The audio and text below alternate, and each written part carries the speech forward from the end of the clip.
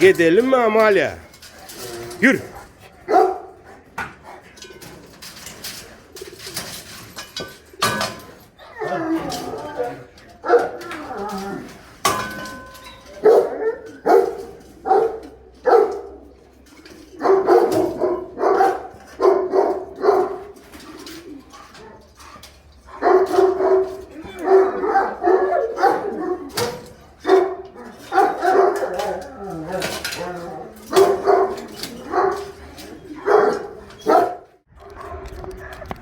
А то мы ее все время по ночам снимаем.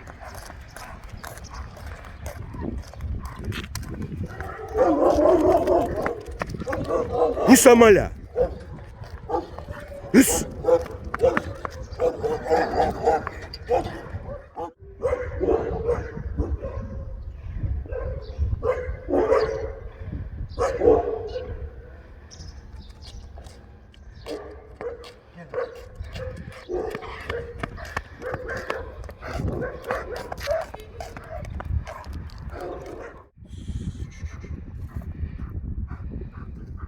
Kala, düz.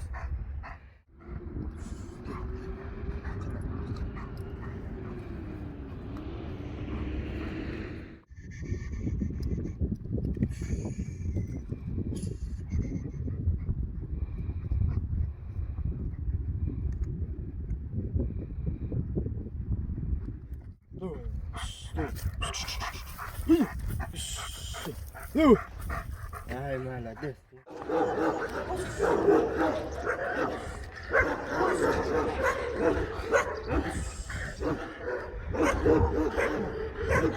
Подведи чуть ближе, да.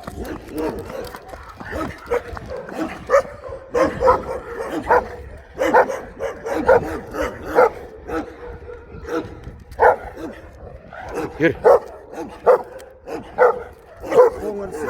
А это маленький гунурус?